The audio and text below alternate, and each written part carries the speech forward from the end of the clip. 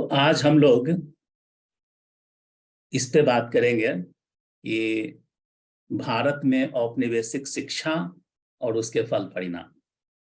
तो इस चर्चा में हम लोग सबसे पहले तो इस पे बात करेंगे कि औपनिवेशिक शिक्षा बेसिकली क्या है, ये कब शुरू हुआ, इसके इतिहास में बात करेंगे। और इतिहास केवल पास्ट ही नहीं होता, हमारा प्रेजेंट भी इतिहास होता है। तो हम वहां से शुरू करेंगे और जो वर्तमान में जो समाज में सिस्टम में जो विसंगतियां हैं उसकी बात करेंगे। और इसके साथ जो बदलते हुए मूल्य हैं और और उसका क्या विकल्प हो सकता है, उस पे आएंगे। तो शुरू करते हैं चर्चा। तो सबसे पहले तो पवन जी ये बताइए कि औपनिवेशिक शिक्षा क्या चीज है। ये शब्द तो बहुत जगह पे यूज होता है, पर आप इसको कैसे देखते हैं, कैसे परिभाषित करते हैं? देखो, ये मतलब जो मेरी समझ है उसके हिसाब से हम लोग गुलाम तो हजारों सालों से रहे। इस्लामिक युग में भी हम गुलाम रहे, लेकिन हम उस युग में हम मानसिक रूप से गुलाम शायद नहीं हुए। डरे जरूर, हम में बहुत डर आया, हम टेरराइज हो गए, आतंकित हो गए, भयभीत हो गए। हमको लगा कि अपने काम से काम रखो भाई, ज्यादा सामाजिक क्षेत्र में बाहर, जब घर से बाहर निकलते हो तो राजनीतिक सामाजिक मामलों से दूर रहो और अपने को बचा के रखो। क्योंकि धर्म परिवर्तन भी हो रहा था, जजिया कर भी लग रहे थे, मारकाट भी हो रही थी। अब लगातार हो या ना हो, पर होती ही रही। तो उसके कारण एक समाज में, हिंदू समाज में, और जो कन्वर्ट हुए उनमें भी एक डर तो रहा ही है। और उस डर के कारण बहुत सारी हमारे चरित्र में विकृतियां आई हैं, आज भी दिखाई देती। ये जो हमारी छोटी छोटी चालाकियां हैं, ये जो हम छोटे छोटे अपना पतली गली से काम निकाल लेते हैं, ये जो हम मुंह के सामने हाँ और पीछे से ना, ये सारे जो ट्रेट्स हैं सामाजिक तौर पे, मैं इंडिविजुअल की बात, व्यक्ति की बात नहीं कर रहा हूँ, ये जो एक कैरेक्टर दिखाई देता है, ये मैं कहीं ना कहीं वो उस युग से जोड़ता हूँ जब हम बहुत भयभीत थे और हमको ये समझ में आया कि ज्यादा चूचपड़ मत करो, अपने काम से काम रखो और अपना काम निकाल लो। ये कैरेक्टर में विकृतियां तो उस समय से पैदा होकर के अभी तक चली आ रही, लेकिन हमने अपने आप को, अपने अंदर हमने कभी कम नहीं माना, ऊंचा ही माना। जो विदेशी शासक थे उनके कंपैरिजन में हम भले ही इसको बोले या ना बोले, पर हमने अपने आप को, अपनी संस्कृति को, अपनी सभ्यता को, अपने तौर तरीकों को उनसे ऊंचा, अपनी विद्वता को उनसे ऊंचा माना। अंग्रेजों के आने के बाद जो एक फर्क आया कि हिंसा तो वैसी की वैसी रही, हिंसा में कोई कमी आई हो ऐसा नहीं, लेकिन उन्होंने मूलतः शिक्षा के जरिए ये काम कर दिया कि हमको ये लगने लगा, हम में से अधिकांश 99.99% लोगों को ये लगने लगा कि हम उनसे कमतर हैं। इंटेलेक्चुअली, साइंस का भी जो मॉडर्न साइंस वो लोग लेके आए, मॉडर्न टेक्निक वो लोग लेके आए, तो हमको कहीं ना कहीं लगने लगा कि हम लोग कमतर हैं। और उन्होंने इसके लिए भरपूर प्रयास किया कि ये भावना हम में जम जाए, कि हम अपने आप को इंफीरियर नजरों से देखें। ये बहुत कम लोगों को मालूम है, लेकिन मेरे हिसाब से 1875 में मैंने, जब वो हम लोगों ने एक रिसर्च किया था, एक छोटी सी किताब निकाली थी, उसका नाम था अ मैटर ऑफ क्वालिटी, जिसमें हम लोगों ने ये देखने का प्रयास किया था कि हमारे लोग जो हैं, साधारण लोग, वो ऐसा क्यों बोलते हैं कि भाई हमारे बच्चे स्कूल जाके बर्बाद हो गए, एक तरफ ये बोलते हैं, दूसरी तरफ बोलते हैं कि नहीं नहीं हमारे बच्चों को तो स्कूल हम भेजना चाहेंगे। दोनों इसमें विसंगतियां हैं और इस विसंगति को हम लोगों ने उसमें ये जानने का प्रयास किया था कि ये इस तरह की विसंगतियां क्यों है समाज। उस समय उसके जो इंट्रोडक्शन या प्रीफेस में उस छोटी सी किताब के हमने ये ढूंढ के उसमें डाला था, मुझे याद है तो ठीक से, तो वो 1875 की बात है कि कलकत्ते में अंग्रेजों के बीच में, आई थिंक ये रिचर्ड टेम्पल करके एक आदमी था जो बंगाल का गवर्नर था, और वाइसरॉय जो उस समय तो वाइसरॉय नहीं, गवर्नर हाँ वाइसरॉय 1875 में तो वाइसरॉय हो गए थे। तो वाइसरॉय जो था वो कोई नॉर्थिंगटन या ऐसा कुछ नाम था। इन दोनों के बीच में एक वार्तालाप हो रहा है और उसमें ये कहा जा रहा है कि अब हमको यहाँ के जो लोग हैं, पढ़े लिखे लोग कलकत्ते के, बंगाल के, वो लोग, उन्होंने अंग्रेजी लिटरेचर भी पढ़ लिया है, उन्होंने लॉ भी पढ़ लिया है, इस तरह की चीजें उन्होंने पढ़ ली है, और वो अब अपने को हमारे जैसा मानने लगे हैं। माने वो हम अपने को हमसे कम नहीं मानते हैं। ये सब पढ़ के उनको लगता है हम भी अंग्रेजी लिटरेचर में उनके बराबर हैं, हम लॉ की जानकारी या ज्ञान में उनके बराबर हैं। तो इसलिए उनको अब नीचा दिखाने के लिए, फिर से उनको अपनी जगह दिखाने के लिए हमको साइंस को इंट्रोड्यूस करना चाहिए। ये बात बहुत कम लोग जानते हैं, और जिन्होंने ये चीज देखी भी है उन्होंने इस पे ध्यान नहीं दिया है, मेरा ये मानना है। ये धर्मपाल जी के काम से मैंने निकाला। तो उसमें ये, अभी आप इसमें थोड़ा साइकोलॉजिकली इस बात को देखिए। ये अंग्रेज बोलते हैं कि यहाँ पे अब साइंस की, उस समय ये एक इंडियन नेशनल साइंस कांग्रेस भी शुरू हुई 1875 में। तो ये जो साइंस कांग्रेस शुरू हुई, उसके पीछे का साइकोलॉजिकल रीजन आप देखिए अंग्रेजों का क्या है। वो ये नहीं है कि यहाँ के लोगों को पढ़ा लिखाना है, यहाँ के लोगों को अच्छी शिक्षा देनी है, ये नहीं है। मकसद ये है कि ये चीज आएगी तो इनको लगेगा अरे ये तो हम जानते ही नहीं थे, ये तो हमारी परंपरा में है ही नहीं, देखो लोग कितने आगे हैं, हम लोग कितने पीछे, इसलिए इसको इंट्रोड्यूस करना। अब ये बात को हमको हम लोग इन बातों पे पता नहीं क्यों नहीं ध्यान देते हैं, क्योंकि मैं मानता हूं कि मनुष्य बात बहुत करता है रैशनैलिटी की, बहुत बात का। आधुनिक आदमी, आधुनिक पढ़ा लिखा आदमी अपने आप को रैशनल मानता है, अपने आप को साइंटिफिक टेम्परामेंट वाला मानता है, और कहीं ना कहीं ये साइंटिफिक टेम्परामेंट और रैशनैलिटी एक दूसरे के सिनोनिम्स हैं, दोनों एक जैसे ही तरह से यूज होते हैं।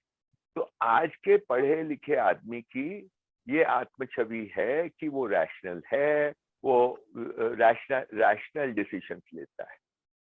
मेरा अपना अनुभव ये कहता है कि मनुष्य मात्र, पूरा मनुष्य जगत, कुछ मामलों को छोड़ के, जैसे अगर आपको गाड़ी ठीक करनी है या कंप्यूटर ठीक करना है, ये जो इस तरह की चीजों को छोड़ दीजिए, ज्यादातर human behaviour, human interaction, even at the geopolitical level, ये जो होता है, मानव व्यवहार, मानव आचरण, एक दूसरे के साथ हम कैसे बिहेव करते हैं, और उस बिहेवियर में बहुत सारे डिसीजन लेते हैं, और हम किसी चीज को कैसे देखते हैं, कैसे उसका मूल्यांकन करते हैं, ऊंचा नीचा, हम उससे प्रभावित होते हैं या प्रभावित नहीं होते, ये तमाम मामले जो हैं ये रैशनैलिटी के डोमेन में नहीं आते, आदमी साइकोलॉजिकली ड्रिवन। पर इसकी स्वीकार्यता नहीं है, इसको पहचानते बहुत कम लोग हैं।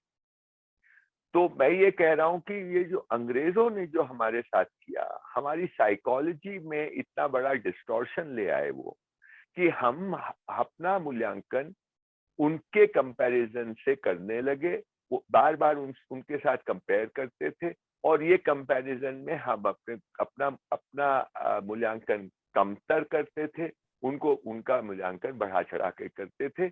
और ये सारा का सारा काम मुख्यतः शिक्षा के माध्यम, सिर्फ शिक्षा से हुआ ऐसा मैं नहीं कह रहा हूं, लेकिन अधिकतर इसका जो वो है श्रेय या इसका कारण अगर ढूंढा जाएगा तो वो शिक्षा में। तो ये कॉलोनियल शिक्षा की वजह से ये, और इस जख्म से, एक जख्म तो वो जो हमको इस्लामिक युग में मिला कि हम डर गए और डर के कारण हम अपने काम से काम रखने लगे, छोटी मोटी चालाकियां, मुंह के सामने हाँ पीछे से ना, ये सब जो पेटीनेस हम में आई, ये तो उसकी वजह से आई।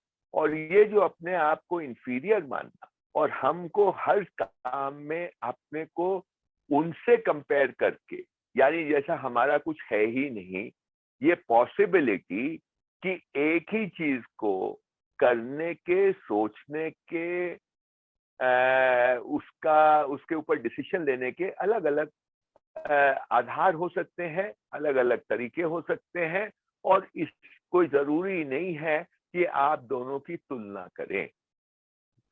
आपका आधार कुछ और हो सकता है, जैसे आपका आधार आपके पिताजी के साथ, आपके भाई के साथ, आपके भाई बहन के साथ, पत्नी के साथ व्यवहार करने का जो आधार है वो एक तरह का हो सकता है, और जो वेस्टर्न वर्ल्ड व्यू है उसमें वो आधार दूसरी तरह का हो सकता है। तो उदाहरण के लिए वहां पे वो आधार इंडिविजुअल बेसिस पे होगा, इंडिविजुअलिटी उसमें सबसे ज्यादा प्रोमिनेंट होगी। मैं एक इंडिविजुअल हूँ, मेरे पिताजी एक इंडिविजुअल है, माँ है, बहन है, भाई है, पत्नी है, सब इंडिविजुअल है, और वो आधार होगा कि वो भी एक इंडिविजुअल है, मैं भी एक इंडिविजुअल। तो इसमें दोनों का इक्वल राइट्स है, टाइप ऑफ थिंग।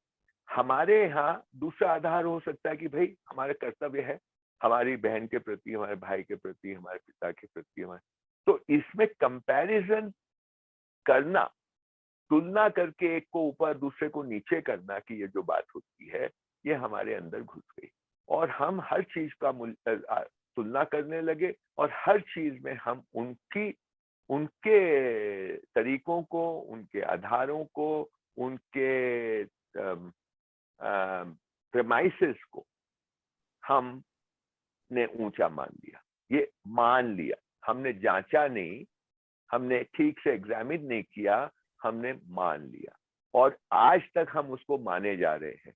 और विडंबना ये है कि मानते तो हैं लेकिन हम जानते नहीं है कि हम मान रहे हैं।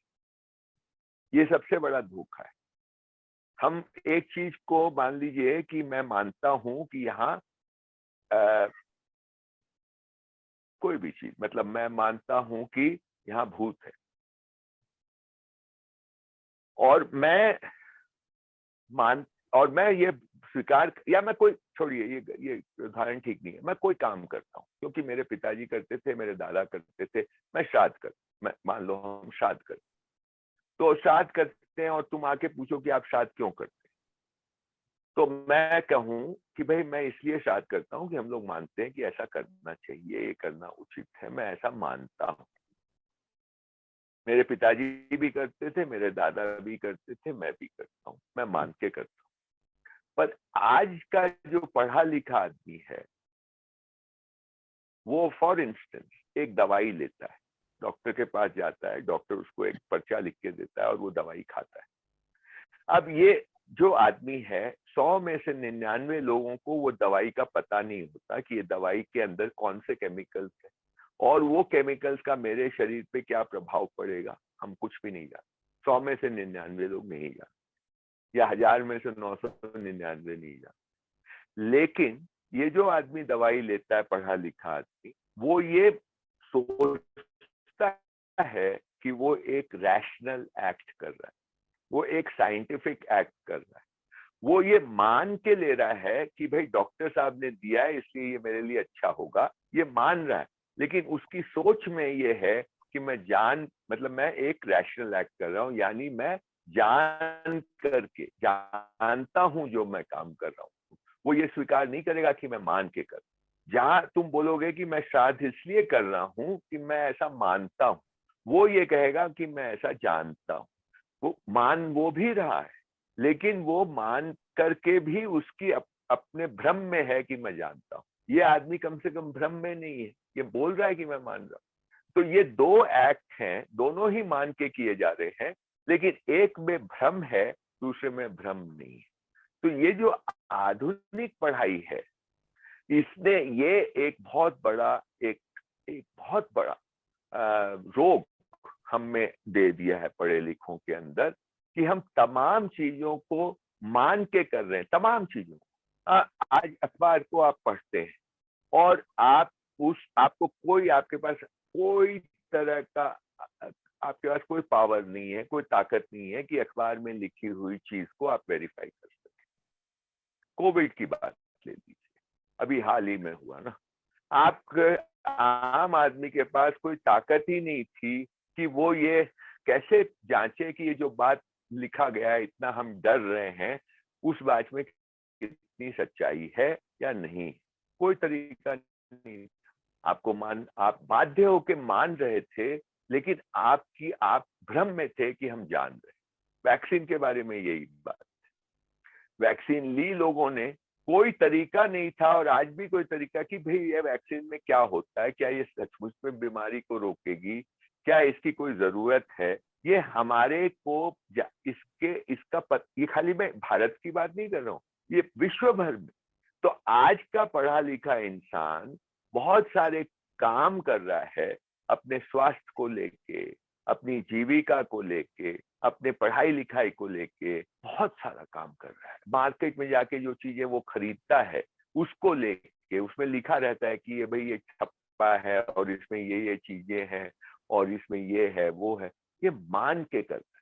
उसका कोई तरीका, दवाई के पैकेट पे लिखा है कि इसकी एक्सपायरी डेट फला फला फला फला है, आप उसको विश्वास करके, उसको मान करके करते हैं। ये आपको ब्लड प्रेशर के बारे में जो अब तो बहुत चर्चा होने लगी कि ये ब्लड प्रेशर है, डायबिटीज है, कोलेस्ट्रॉल है, इसके जितने भी मापदंड हैं, इसके जितने भी पैरामीटर्स हैं, ये मैनिपुलेटेड है। पर पढ़ा लिखा आदमी उसको मान रहा है, पर इस भ्रम में रहता है कि मैं रैशनल हूं, मैं जानता हूं मैं क्या कर। तो मैं ये कह रहा हूं, जो एक जिसको हम अनपढ़ कहते हैं, वो तो ये मानता है कि भाई मैं मान रहा हूं। हम लोग हम भी मान रहे हैं, लेकिन हम इस भ्रम में है कि हम जान। ये बहुत बड़ा लोचा है, क्योंकि इसमें आपने अपना रास्ता बंद कर दिया जानने का। आपकी जानने तक की यात्रा ही खत्म हो गई, क्योंकि आपने पहले ही मान रखा है कि मैं जानता हूं। ये आपने मान रखा, तो आप अब जानने की कोई आपके पास कोई संभावना ही नहीं बची है। मतलब ये माइंड गेम है एक तरह। आपने ही अपने साथ छल कर दिया, दूसरा क्या करेगा। ये आधुनिक शिक्षा ने, ये जो शुरुआत हुई है इसको मैं मानता हूँ ये 200 साल, 250 साल से ये बात शुरू। उसके पहले इस तरह नहीं था। ऐसा नहीं है कि हम उसके पहले सब कुछ ठीक था। मैं एक जनरल बात कर रहा हूँ। ये प्रॉब्लम वहां से शुरू हुआ जब से ये अंग्रेजों ने नई तरह की शिक्षा व्यवस्था इस देश में शुरू की। और ये 1857 के बाद नहीं हुआ पाऊंगा। ये जो है 1857 के बाद बहुत जोरों से हुआ, ये अलग बात है। लेकिन ये काम तो 19वीं शताब्दी के शुरू से शुरू हो गया। 1810, 1812, 15 से कलकत्ते में ये काम शुरू हो गया, शायद मद्रास में भी शुरू हो गया।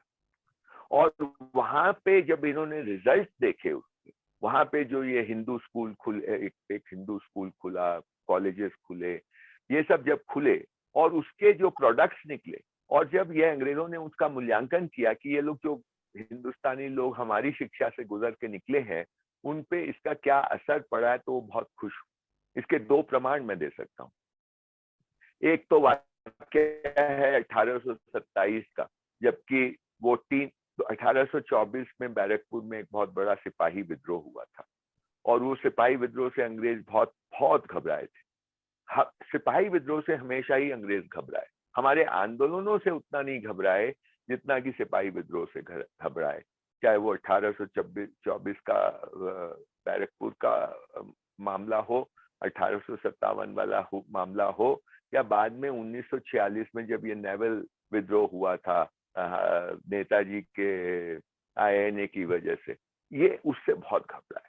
तो 1824 में जो विद्रोह हुआ बैरकपुर में कलकत्ते के पास, उससे इतना घबराए, पर उसको काबू में कर दिया, पर फिर भी घबराए रहे। 3 साल के बाद विलियम बेंटिक, जो बंगाल का अपना गवर्नर जनरल है इंडिया का, कलकत्ते में उस समय राजधानी है, वो ये कहता है कि ना अपने सेक्रेटरी ऑफ स्टेट को इंग्लैंड में, now there is nothing to worry because the educated Indian has started imitating our ways. वो फिर उसको एक्सप्लेन करता है कि वो पहले बहुत सारा अपना धन जो था उसका एक बड़ा हिस्सा दान और दक्षिणा में खर्च करता था यहाँ का आदमी। तो वो कहता अब जो एजुकेटेड इंडियन है वो दान दक्षिणा देना बंद करके वो बचे हुए पैसे को दो तरह से खर्च करता है, या तो हमारी नकल करने में वो पैसे का खर्च होता है या हमें खुश करने में उस पैसे का खर्च होता है। तो ये वो कह रहा है कि अब तो मामला हो गया था ठीक भाई, जो लोग विद्रोह कर रहे थे अब वो विद्रोह नहीं करके हमारी नकल करने लगे तो काम हमारा हो गया, मतलब मानसिक रूप में हमने उनको गुलाम बना लिया। तो ये एक ये बात। अब ये भी उस समय आपको देखना पड़ेगा कि अंग्रेजों में ये अंग्रेज शासन वाले जो लोग थे उनके बीच में एक डिबेट चल रही है। डिबेट ये चल रही है कि भारत में किस प्रकार की शिक्षा को प्रोत्साहित किया जाए। आपको याद होगा धर्मपाल जी के काम में यह है कि भारत में बहुत बड़े स्तर पे स्कूल और कॉलेजेस चलते थे, बहुत कुछ मतलब दो चार नहीं लाखों की संख्या। मतलब बंगाल बिहार का इलाका जो बहुत बड़ा इलाका है जिसमें आज का बांग्लादेश है, आज का बंगाल है, आज का ये पूरा त्रिपुरा और नॉर्थ ईस्ट का बहुत बड़ा इलाका है और थोड़ा सा उड़ीसा का भी इलाका है और बांग्लादेश है, बंगाल है, बिहार है। तो ये इधर 1 लाख गांव है। 1 लाख गांव बहुत मतलब आज के हिंदुस्तान में करीब मेरे हिसाब से 5.5-6 लाख गांव हैं ये अभी टूटे हुए। हमारे जो विस्तृत जिसमें पाकिस्तान बांग्लादेश शामिल था उसमें करीब 7 लाख गांव माने जाते हैं। तो 7 लाख गांव में 1 लाख गांव बंगाल बिहार के इलाके में वो रिपोर्ट विलियम एडम्स की रिपोर्ट के हिसाब से जो धर्मपाल जी ने ब्यूटीफुल ट्री में उसको छापा है उसमें है कि भाई ये 1 लाख गांव में एक भी गांव ऐसा नहीं है जहाँ पे स्कूल नहीं है, कम से कम एक स्कूल।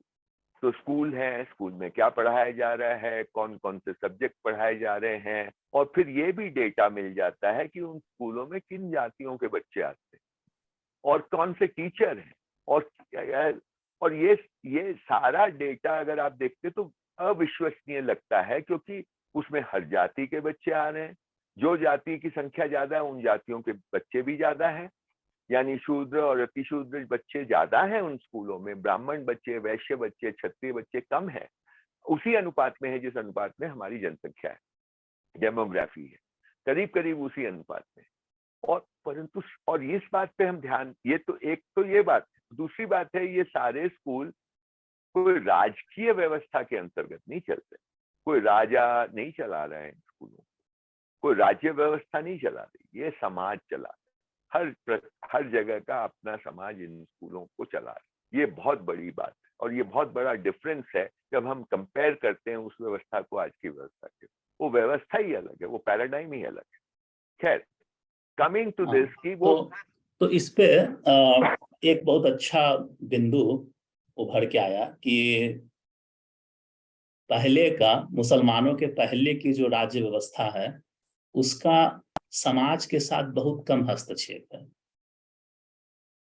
उसको भी हम लोग समझ सकते हैं कि कितना हस्तक्षेप था, लेकिन मोटे मोटे तौर पे ये दिखाई देता है कि बहुत, जैसे आपने कहा कि पूरी शिक्षा व्यवस्था जो है वो राज्य का डिपार्टमेंट नहीं था, वो समाज अपने ही जो है उससे जो है वो चलाती थी। ठीक है, तो मुझे ऐसा भी लगता है कि जब विदेशी आक्रांता है तो उनका, और उन्होंने जब सत्ता उनके अधीन हुई तो उन्होंने जो राज्य व्यवस्था स्थापित की वो बिल्कुल अलग ढंग का था और उसका समाज में बहुत ज्यादा हस्तक्षेप था। तो शायद यह भी एक कारण हो कि हम लोग उस चीज को समझ ही नहीं पाए, क्योंकि वो एकदम नई चीज थी हमारे लिए कि ऐसा भी होता है। हाँ, मैं अंग्रेजों, ये देखो मुसलमान शासन और अंग्रेजों के शासन में हमको भेद करना पड़ेगा। मुसलमानों ने अत्याचार बहुत किए, धर्म परिवर्तन बहुत किया, मंदिर तोड़े, लेकिन जो व्यवस्था यहाँ चल रही थी वो मोटा मोटी वैसी ही चलती रही, एक्सेप्ट कि उन्होंने कर वर जरूर लिए, लेकिन जो सामाजिक व्यवस्था थी वो करीब करीब वैसी ही चलती रही। धर्म परिवर्तन के बाद भी वैसी ही चलती रही, यानी हिंदू से मुसलमान बन गए कुछ लोग, लेकिन वो व्यवस्था करीब करीब वैसी ही चलती रही, वैसे पे ज्यादा फर्क नहीं। अंग्रेजों ने ये स्टेटहुड जो मतलब गवर्नेंस का जो सिस्टम ही बदल दिया। तो इसकी वजह से ये जो स्कूल थे अंग्रेजों ने जो स्थापित किए पहले बड़े शहरों में, कलकत्ते में, मद्रास में वगैरह वगैरह, ये राजकीय व्यवस्था के अंतर्गत किए या मिशनरियों को प्रोत्साहित कर दिया और मिशनरियों ने वो स्कूल शुरू किए। उस समाज से उसका कोई लेना देना नहीं था, इन स्कूलों का, इन कॉलेजेस का समाज से लेना देना नहीं था। हमारे जो उसके पहले जो चलते थे वो समाज चलाता, स्थानीय समाज चलाता था। और उसका एक बड़ा कारण ये था कि यहाँ जो व्यवस्था थी कर लेने की, उसमें ये था कि कर लिया जा रहा है, राजा ले रहा है कर, मतलब छठ ले रहा है या चौथ ले रहा है। छठ और चौथ का मतलब 1/6 टाइप ऑफ कर ले रहा है जो उत्पादन हो रहा है उसका। लेकिन मान लो 1000 गांव है, तो 1000 गांव में 50 गांव या 100 गांव ऐसे डेजिग्नेटेड गांव हैं जिनका जो कर है वो राजा नहीं लेगा, वो कर goes back to the community, वो वापस समाज को ही चला जाता है।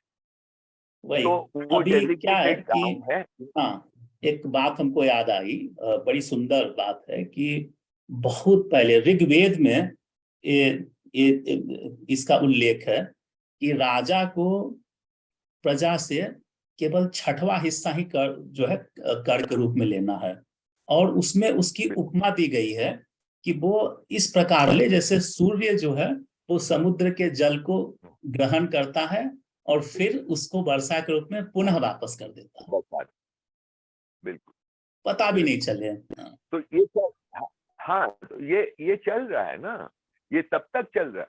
तो ये पहले तो ये व्यवस्था को छिन भिन किया अंग्रेजों ने, उसमें हम अभी नहीं जाएंगे क्योंकि हम शिक्षा पे फोकस्ड हैं। उस पर बात होनी चाहिए कि उसको कैसे छिन भिन किया और उसके कारण कितना बड़ा यहाँ पे मतलब एक तरह से हमारा समाज ही टूट गया, खत्म हो गया, सारी सामाजिक व्यवस्था ही खत्म हो गई। लेकिन अभी हम उसी पे फोकस करते हैं, शिक्षा वाली बात। तो ये अंग्रेजों ने जो अपने स्कूल चलाए और इसमें जब ये प्रोडक्ट्स निकले और वो लोग इमिटेटर बन गए, जो मैंने अभी उदाहरण दिया, इसके बाद भी यहाँ डिबेट हो रही है अंग्रेजों के बीच कि भाई कौन सी व्यवस्था को प्रोत्साहित किया जाए, हमने जो लाए हैं या जो यहाँ पे पहले से रही है वो। और इसमें दो स्कूल हैं, एक तरफ कुछ लोग हैं जो बोलते नहीं जो यहाँ पहले से रही है उसी को करें, दूसरे स्कूल है नहीं हम जो स्थापित किए उसको करें। और इसमें 3 लोगों की बड़ी भूमिका है, और भी लोगों की होगी, पर एक तो बेंटिक की तो है ही, और एक मैकॉले की है जो बेंटिक के रिश्तेदार भी है, शायद ये लोग बहनोई और साला वाला रिश्ता है। मैकॉले की बहुत बात हम लोग करते हैं, मैकॉले की मिनट्स हैं 1835 की। उसके बाद एक और इनका रिश्तेदार है, उसका नाम है चार्ल्स ट्रेवेलियन। तो चार्ल्स ट्रेवेलियन, ये वाला जो मैं किस्सा बता रहा हूँ ये पंडित सुंदरलाल की किताब में भी। चार्ल्स ट्रेवेलियन 1853 में वापस इंग्लैंड जाता है। यहाँ पे 12 वर्ष रहने के बाद वो 1941 में यहाँ आया, 1841 में यहाँ आया भारत, और 1853 में वापस इंग्लैंड चल गया 12 साल रहने के बाद। 6 साल वो दिल्ली में रहा और 6 साल वो कलकत्ते में रहा। तो वो जो है तभी ये अब मैं ये इसलिए बोल रहा हूँ कि 1853 तक अंग्रेजों के बीच में ये बहस चल रही है, डिस्कशन चल रहा है कि कौन सी शिक्षा व्यवस्था को यहाँ प्रोत्साहित किया जाए। साथ साथ यहाँ स्कूल भी खुल रहे हैं मिशनरियों के, लखनऊ में खुल गए, बड़े शहरों में खुल गए, वो भी हो रहा है, लेकिन फिर भी ये डिबेट चल रही है। और इसको जो हाउस ऑफ कॉमन्स की कमिटी है on reforms of education in India, वो चार्ल्स ट्रेवेलियन को बुलाते हैं क्योंकि वो हिंदुस्तान से वापस आया, और उससे पूछते हैं कि आपके हिसाब से कौन सी शिक्षा व्यवस्था को प्रोत्साहन दिया जाना चाहिए भारत। तो वो ये कहता है, देखो मैं कोई शिक्षाविद नहीं हूं, लेकिन मैं 6 साल दिल्ली रहा और आखिरी के 6 साल कलकत्ते रहा, और जब मैं दिल्ली में था तो हम एक दिन भी चैन की नींद नहीं सो सके, क्योंकि वहां पे अंग्रेजी शिक्षा लागू नहीं हुई है। रोज हमको डर लगा रहता था कि कहीं से विद्रोह की खबर आएगी, गाजियाबाद से, मुरादाबाद से, हापुड़ से, है ना कहीं से। और फिर मैं जब कलकत्ते गया तो मैं 6 साल चैन की नींद, क्योंकि वहां के लोग, पढ़े लिखे लोग अब हमारे जैसा बनने लगे, अपनी एनर्जी लगा। तो उसका कहने का मतलब ये था कि आप जो करना करिए, लेकिन अंग्रेजी शिक्षा से निकले हुए जो लोग हैं वो लोग अब वो विद्रोही नहीं रहते। अब इस पे सवाल उठेगा कि नहीं, बंगाल में तो इतने विद्रोही हुए बहुत सारे हुए, लेकिन आज देख लो बंगाल की क्या हालत है। अगर आज के बंगाल को तुमको समझना हो कि वहां के, और बंगाल को नहीं, मैं बंगाल और कलकत्ते में डिफरेंशिएट करता हूँ। रेस्ट ऑफ बंगाल अलग है, कलकत्ता अलग है, और ये सिर्फ और सिर्फ एक ही राज्य है देश का जिसमें ये बात आपको दिखाई देगी कि जहाँ के बंगाल में, जहाँ के राज्य में, वहां की राजधानी के लोग और वहां के शेष प्रांत के लोगों में इतना बड़ा फर्क होगा। महाराष्ट्र में नहीं होगा, गुजरात में नहीं होगा, यूपी में नहीं होगा, बिहार में नहीं होगा, कर्नाटक में नहीं होगा, तेलंगाना में नहीं होगा, आंध्र प्रदेश में नहीं होगा। यहाँ पे है क्योंकि अंग्रेजों ने पूरा फोकस कलकत्ते में जो किया उसका असर आज तक वहां पे है। कलकत्ते का जो पढ़ा लिखा समाज है वो बंगाल के पढ़े लिखे समाज से भी अलग, वो अपने को सुपीरियर मानता है। और वो कहीं ना कहीं, चाहे वो कितना ही कम्युनिस्ट बन जाए, वो कैपिटलिस्ट बन जाए, पर अंग्रेजी, ये जो अंग्रेजों की जो बू है ना उसके अंदर तक, ये बहुत एक अगेन ये साइकोलॉजिकल मामला है और इसको, इस पे बात होनी चाहिए, इसको देखा जाना चाहिए, क्लिनिकली देखा जाना चाहिए कि कलकत्ते का जो प्रॉब्लम है, मतलब वहां पे क्यों कम्युनिज्म इस तरह का आया, वहां पे क्यों आज इस तरह की चीजें हो रही हैं, वहां पे क्यों बीजेपी पनप नहीं पाती है, इत्यादि इत्यादि। मैं ये पॉलिटिकल बात नहीं कर रहा हूँ, बीजेपी से मेरा मतलब बीजेपी नहीं है, मेरा मतलब है लेट्स से थोड़ा ट्रेडिशनल, थोड़ा कुछ जो हिंदुत्व की बात करे, उससे चिढ़ हो गई है वहां के लोगों को, और वो चिढ़ जो है वो अंग्रेजों के जमाने से उनमें भरी गई।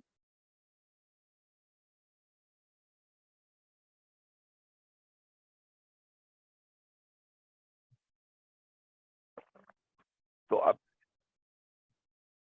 ये जो मानसिक रूप से हम गुलाम हुए, उसकी बुनियाद 19वीं शताब्दी के शुरू से, वहां से, बंगाल से शुरू, और वो फिर आजादी आई नहीं आई, ये पूरे धीरे धीरे धीरे धीरे ये पूरी शिक्षा में ये बीमारी फैल गई, व्याप्त हो गई। अब इस पे हम लोग जा सकते हैं कि एक तरफ तो ये कहीं ना कहीं अपने को कमतर मानना तो एक बात हो गई, लेकिन इसका जो एक और बड़ा एक हुआ है वो ये हुआ है कि भारतीय सभ्यता और भारतीय संस्कृति में अनुभव को बहुत ऊंचा स्थान दिया गया। अनुभव जो है वो डायरेक्ट अनुभव, किसी के मार्फत अनुभव नहीं, सीधा डायरेक्ट अनुभव, इसको बहुत ज्यादा तवज्जो दी गई है। मैं थोड़ा सा हटकर इसको एक्सप्लेन करना चाहूंगा कि जो अनुभव होता है वो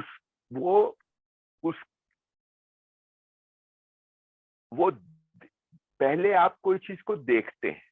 देखने का मतलब मैं आंख से सिर्फ देखने की बात नहीं करता हूँ, आप सारी इंद्रियों से, पांचों सेंसेशंस आपके हैं, उनसे आपको कुछ मैसेज मिलती है।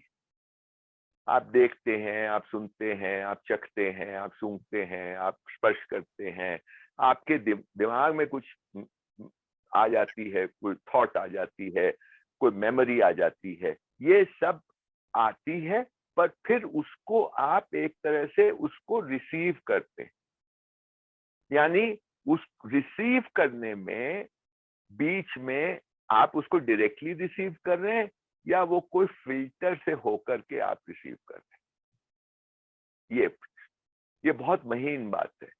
लेकिन ये जो रिसीव कर रहे हैं, जो वो चीज आपको छू रही है, आंख से छुए, कान से छुए, कहीं से कोई भी इंद्रिय द्वार से छुए, या आपके चित्त में कोई विचार आया, उसको, ये 6 चीजों को जो आप रिसीव कर रहे हैं, यानी you try and make sense out of it.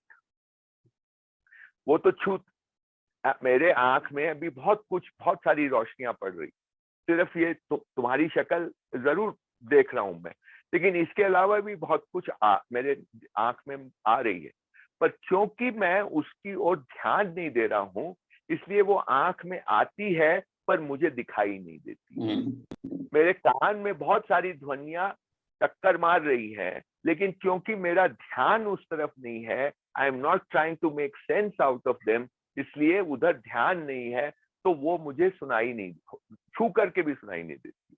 पर मैं अभी तुम्हारी यहाँ रुक जाऊं और मैं उधर ध्यान देने लगूं तो मुझे कुछ ना कुछ वातावरण से 50 तरह की ध्वनियां सुनाई दे जाएंगी। तो कहने का मतलब ये है कि ये जो सिर्फ आंख पे रोशनी आना, सिर्फ दिमाग में एक विचार आना इनफ नहीं है, वो हम उसको रिसीव करते हैं, ये इंपॉर्टेंट। और ये रिसीव जो करते हैं, इस रिसीव में, इसी को मैं मेकिंग सेंस आउट ऑफ बोल रहा हूं, वो जो हो रहा है उसमें बहुत सारे फिल्टर से होकर के वो हम रिसीव करते हैं। जैसे अभी कोई आगंतुक आ जाए और अगर वो कोई मेरे जान पहचान वाला मेरा प्रिय होगा, तो मैं उस आवाज को सुन के मेरे अंदर एक पुलकन आएगी, मैं उसको इस तरह से, क्योंकि मैं वो ऐसे, मेरे को उसमें बहुत सारा, वो जब सुनूंगा तो वो सुनने के साथ मेरे पुराने बहुत सारी यादें उसके साथ जुड़ करके मैं रिसीव कर लूंगा और मुझे लगेगा अरे वाह वो आ गया, वो मेरा दोस्त आ गया, मेरा मित्र आ गया।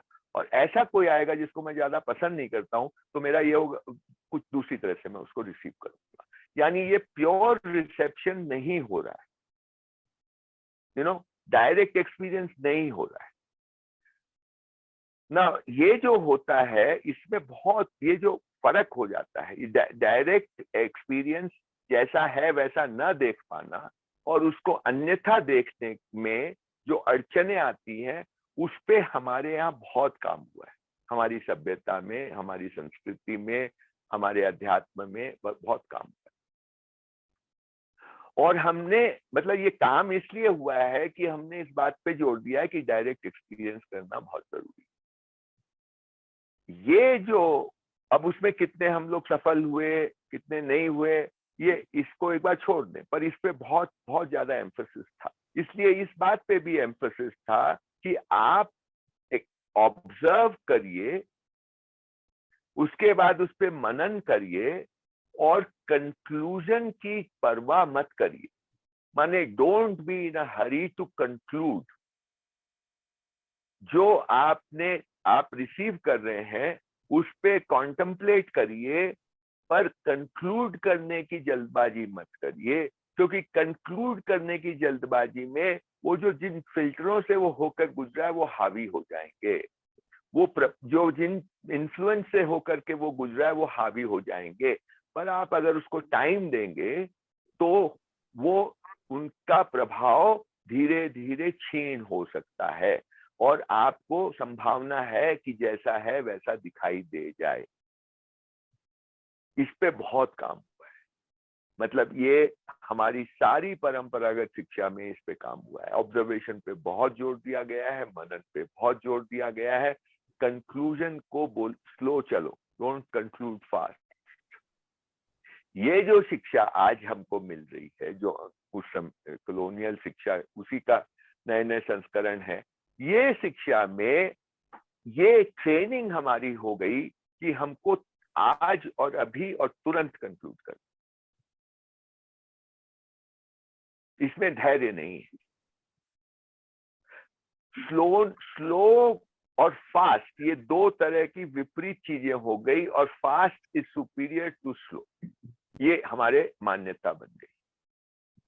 जो भी स्लो है वो लेजी है, वो स्लो है, वो गड़बड़ है, और जो फास्ट है वो स्मार्ट है ना।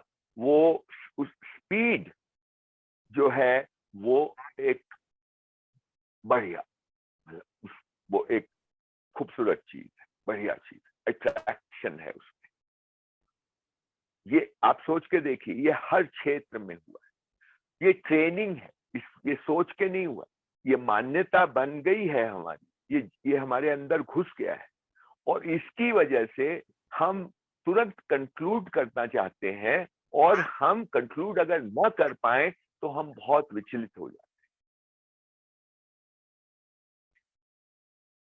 तो इसमें एक हम ट्रैप में फंस गए कि हम जो ये जल्दबाजी करते हैं, उसमें ये जितने भी इन्फ्लुएंसर्स बीच में आते हैं, जो आएंगे ही, उन इन्फ्लुएंसर्स की तरफ हमारा ध्यान ही नहीं जाता और हम जो कंक्लूड करते हैं उसी को सत्य मानते हैं। बिल्कुल बिल्कुल, ये बात बहुत ही महत्वपूर्ण है कि एक जो बड़ा फर्क ये है, आधुनिक शिक्षा या औपनिवेशिक शिक्षा जो है उसमें इंपेरिकल नॉलेज को इंफीरियर माना गया है, और इनका जो फॉर्मल नॉलेज है उसको बहुत बड़ी चीज मानी गई है। तो और हम्म, एक बात तो ये है, और दूसरा जैसा आप कह रहे थे वो भी, कि जैसे एक बच्चा जो है, या कोई भी, हम हो आप हो भाई, कुत्ते को, गाय को, जो है टेबल को, कुर्सी को जानते हैं कि नहीं जानते हैं, उसमें कोई भी फॉर्मल कुछ भी नहीं है, प्रत्यक्ष है और उसको हम जानते हैं, बस हो गया वो अनुभव उस चीज का। लेकिन ये जो क्या क्या हो, ये जो आधुनिक शिक्षा में क्या हुआ है, बहुत बचपन से, जैसे एक उदाहरण लेते हैं कि जैसे बिंदु को जो है पॉइंट को परिभाषित करते हैं कि जिसका जिसका पार्ट्स नहीं हो सकते, जिसका भाग विभाग नहीं होता, ऐसा, या जिसकी लंबाई चौड़ाई मोटाई नहीं होती है। ठीक है, तो पहली बात तो ये है कि अ, अगर मतलब परिभाषा के मूल में जाए तो फिर पार्ट क्या होता है आपको ये बताना पड़ेगा। अगर पार्ट नहीं होता है तो पार्ट क्या होता है, और फिर आप जो है बिंदु को कहेंगे कि लंबाई चौड़ाई मोटाई नहीं होती है, तो लंबाई चौड़ाई मोटाई क्या है उसको आप परिभाषित करिए, वो बिना बिंदु के होगा नहीं। तो तीसरी बात कि और ये तो फिर एग्जिस्ट नहीं कर रहा है ना, जिसका कोई लंबाई डॉट हो सकता है, पॉइंट पॉइंट का जो है वो कल्पना है, एक काल्पनिक चीज है। ऐसा ऐसा पूरे अस्तित्व बिल्कुल में कुछ है ही नहीं जिसका कि लंबाई चौड़ाई मोटाई ना हो। तो नहीं, बिल्कुल। तो ये तो एक एक काल्पनिक चीज हो गई। और इनफैक्ट ऐसे बहुत सारी विसंगतियां भरी पड़ी हैं। लेकिन अब दिक्कत ये है कि जो पढ़ा लिखा वर्ग है वो, उसको लगता है कि वो जान रहा है, इसको समझ रहा है, हाँ इसको हाँ, सही मान वही रहा है। वो प्रॉब्लम, सबसे बड़ा वही प्रॉब्लम है, क्योंकि ये प्रॉब्लम माइंड का प्रॉब्लम। एक प्रॉब्लम तो है कि यहाँ बाहर है प्रॉब्लम, एक मशीन खराब हो गई वो एक प्रॉब्लम है, गाड़ी खराब हो गई प्रॉब्लम है, वो तो बाहर है। लेकिन ये प्रॉब्लम जो जो सोचने वाला है, समझने वाला है, उधर ही हो गई वो प्रॉब्लम। ये बहुत बड़ी प्रॉब्लम हो गई। अब देखो, इसका जो तुम बोले वो उसी चीज को अब आप स्वास्थ्य के क्षेत्र में देखिए। आज का डॉक्टर, मतलब अगर हम लॉ के हिसाब से बात करें और हम लीगली कोई डॉक्टर के पास जाएं और हमको बोलें कि हमको एक आप सर्टिफिकेट दीजिए कि मैं हेल्दी हूं, तो वो लीगली स्पीकिंग वो आपको इनफॉर्मली बोल देगा, अरे यार एकदम हेल्दी हो, ठीक हो, कोई सब ठीक हो। परंतु उसको बोलो कि हमको कोर्ट ऑफ लॉ में जाकर के सर्टिफाई करना है कि मैं हेल्दी हूं, वो नहीं दे सकता, उसकी व्यवस्था में नहीं है। क्योंकि उसकी व्यवस्था में हेल्थ की पहले तो कोई डेफिनेशन नहीं, मॉडर्न मेडिसिन में हेल्थ की डेफिनेशन। तो वो क्या करता है, वो आपके सारे टेस्ट करेगा। पहले तो वो टेस्ट करेगा खुद, मतलब मशीन करेगी, आपकी एमआरआई होगी, आपका पैथोलॉजी होगा, सब कुछ होगा। उसके बाद वो रिपोर्ट देख करके अंत में सिर्फ इतना बोलेगा कि आई सर्टिफाई कि Pawan Kumar is has NED, no evidence of disease, और ब्रैकेट में लिखेगा at this point of time. मतलब अभी इस समय इनके पास कोई एविडेंस नहीं है डिजीज का, क्योंकि मैंने टेस्ट किया है। डिजीज है कि नहीं मैं नहीं कह सकता, एविडेंस नहीं है, वो डॉर्मेंट हो सकती है। ये ही, इतना ही वो बोल सकता है, ये नहीं बोल सकता कि वो हेल्दी है। अब आप इसके एवज में जो तुम इंपेरिकल बोल रहे हो उसको मैं जोड़ता हूँ। वैद्य के पास तुम जाओ, वैद्य तुम्हारी नाड़ी देखेगा, पहले तुमसे पूछेगा तुम खाते हो, पीते हो, सब ठीक से सोते हो, ये सब पूछ लिया, आपकी नाड़ी देख लेगा, और आपकी नाड़ी अगर ठीक चल रही है उसके हिसाब से तो वो बोलेगा आप हेल्दी, क्योंकि उसके पास हेल्थ की definition. Aberration in health, health में कुछ लोचा हुआ तो आप वो बीमारी को देखेगा। यहाँ पे बीमारी को ही देखा जा रहा है, क्योंकि हेल्थ की डेफिनेशन ही नहीं है। तो पूरी की पूरी निर्भरता आपने मशीनों पे छोड़ दी भाई। जो प्रत्यक्ष है, इंपिरिकल क्या है, प्रत्यक्ष है, एक्सपीरियंशियल है। जो एक्सपीरियंशियल है उसको ये शिक्षा डिनाई करती है। हाँ, और एकदम आपको ट्रेन करती है कि आप हर चीज को देखने के लिए एक फ्रेमवर्क से देखें। कुछ वो फ्रेमवर्क अनजाने हैं जो हमको पता ही नहीं चलता, जैसे हमारी अपनी साइकोलॉजी, जिसमें हमने अपने आप को इंफीरियर मान लिया। हमको पता नहीं है, ऐसा है अंदर में बैठा हुआ। तो हम अगर कोई अंग्रेजी बोलने वाला आ जाता है सामने तो अपने को थोड़ा सा कमतर मानने लगते हैं अगर हमको अंग्रेजी नहीं आती, या हमको अंग्रेजी आती है तो हम दूसरे पे प्रभाव डालने के लिए अंग्रेजी में बोलना शुरू कर देते हैं। ये दोनों किस्से होते हैं। ये कहाँ से हो रहे हैं? ये रैशनल नहीं है, ये साइकोलॉजिकल है, राइट? ये है ना। तो ये हम ये फ्रेमवर्क जो अननोन फ्रेमवर्क, और एक कुछ होते हैं जो नॉन फ्रेमवर्क से, मतलब हम बिना फ्रेमवर्क के प्रत्यक्ष देख लें जो चीज जैसी है, ये इसकी संभावना भी हमने इस शिक्षा के मार्फत खत्म कर दी। और ऐसा ही हो रहा है। अब बाजार तय करता है कि ये चीज सुपीरियर है, वो चीज इंफीरियर है, और हम उसको मान लेते हैं। हम जिस चीज से अभ्यस्त हैं और हमको ठीक लगती है, मान लो गाड़ी है, मान लो कपड़ा है, मान लो कोई खाने की वस्तु है, हम खुश हैं उससे। लेकिन बाजार बताता है कि नहीं नहीं नहीं साहब, ये तो अब पुराना हो गया, अब इसमें ये नया मॉडल आया है, ये नई चीज आई है और ये बेहतर है ना। और आप तो जानते ही नहीं है, आप जिंदगी भर हमने आटा खाया, अब बाजार बता रहा है कि नहीं साहब, इसमें ग्लूटेन फ्री खाना चाहिए आपको, ये ठीक नहीं है मगर। और हम उसको मान लेते हैं क्योंकि हम पढ़े लिखे।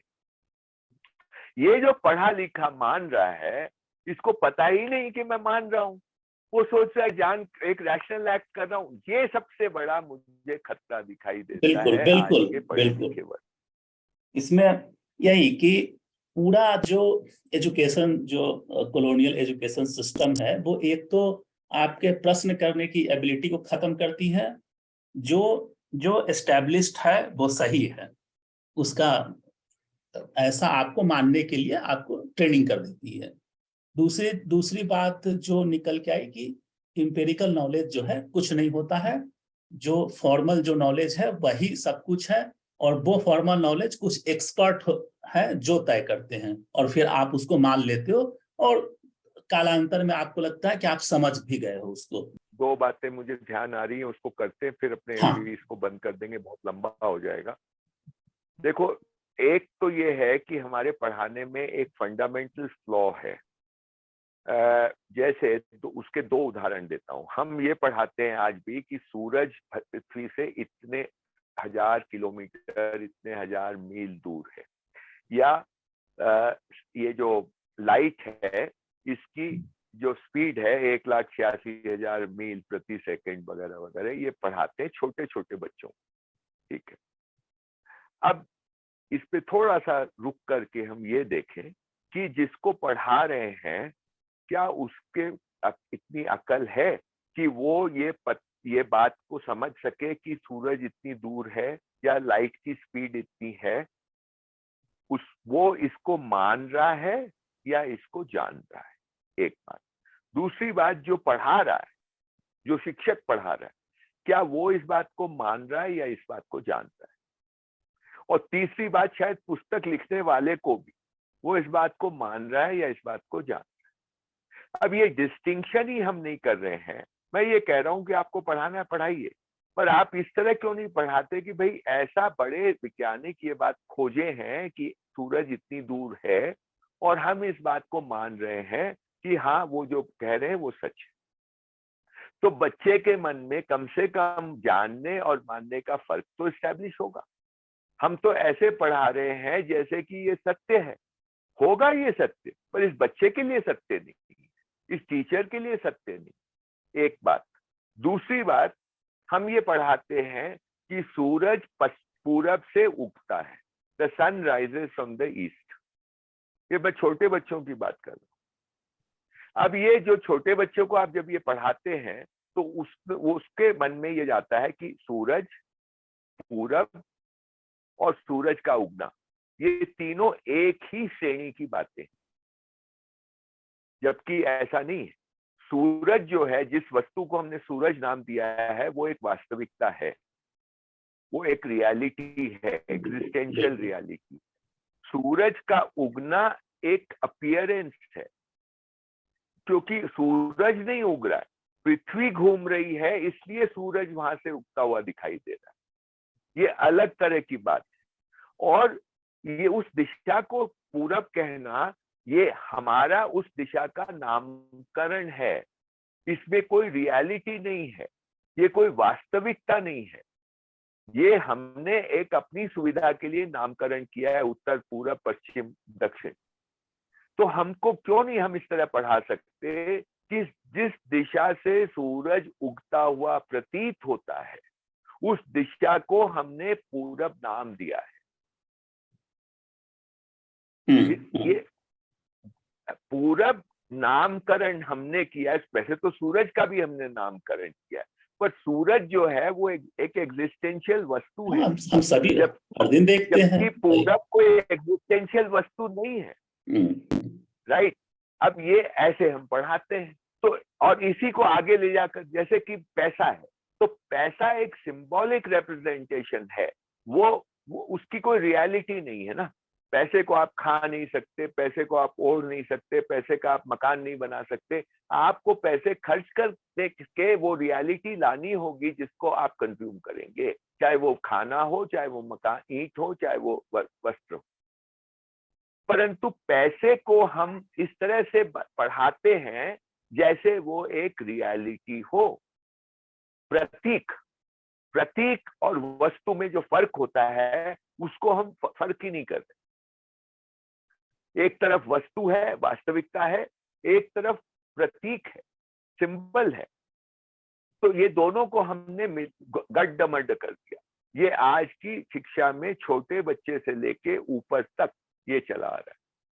और ये बेसिक, और ये बहुत मामूली सी बात एक तरफ है, और एक बहुत प्रोफाउंड इसका दिमाग में जो असर होता है, उस दिमाग से जो उसका परसेप्शन में फ्लॉ आ जाता है, ये बहुत बड़ा एक प्रॉब्लम है। दूसरी बात मैं कह के खत्म करूंगा, क्योंकि तुमने वो बात छेड़ी थी, प्रश्न वाली बात।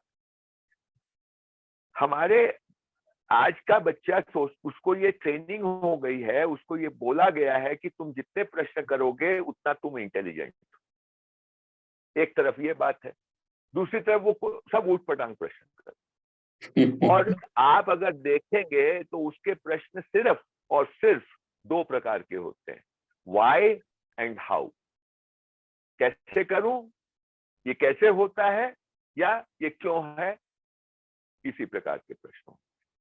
एक भी प्रश्न सचमुच में, भाई ये है क्या, ये दुनिया है क्या, ये प्रकृति है क्या, ये मौसम है क्या, मौसम क्यों गर्मी के बाद बारिश आती है, क्यों, एक प्रश्न है। और ये पूरा की पूरी ऋतुचर्या है क्या, ऋतु परिवर्तन है क्या, क्या का प्रश्न नदारद हो गया। और जो सारी की सारी समझ जो है, उसका अगर दारोमदार अगर कहीं है तो क्या से शुरू होता है। क्यों जो है वो सबसर्विएंट है, और क्यों का जो उत्तर है वो जरूरी नहीं है कि पूर्ण हो। हम और तुम क्यों बात कर रहे हैं, इसके एक से अधिक उत्तर होता है, और हर एक उत्तर अपने आप में सुनने वाले को सेटिस्फाई कर सकते, लेकिन जरूरी नहीं है कि वो पूर्ण उत्तर। और बहुत से जगहों पे हो भी जाए, उसकी आवश्यकता भी तो नहीं होती है ना। जैसे एक बार हम बाबा जी के साथ बैठे थे, तो उन्होंने बताया कि जिस जमीन में मूंग उगने लगे, वो जमीन का स्वास्थ्य ठीक हो गया। तो एक ने पूछा कि मूंग ही क्यों जो है उसमें उगता है, तो वो जो है कहे कि हम बकवास जो है सवालों के जवाब नहीं देते हैं। एग्जैक्टली। ये जो क्यों का सवाल है, ये कई बार बकवास सवाल होते हैं, पर आज के बच्चे को ट्रेनिंग हो गई है कि क्यों और क्यों और क्यों पूछता रहता है। इसी क्या जो बाबा बोल रहे हैं कि वहां पे जैसे जब यहाँ ऐसा होता है उसका स्वास्थ्य ठीक हो गया, ये क्या है, ये जो बात है ये क्या के उत्तर की बात। तो क्या सबसे बड़ा प्रश्न है, सबसे महत्वपूर्ण प्रश्न है जिसकी ऑलमोस्ट उसको इग्नोर कर दिया गया है आज की शिक्षा।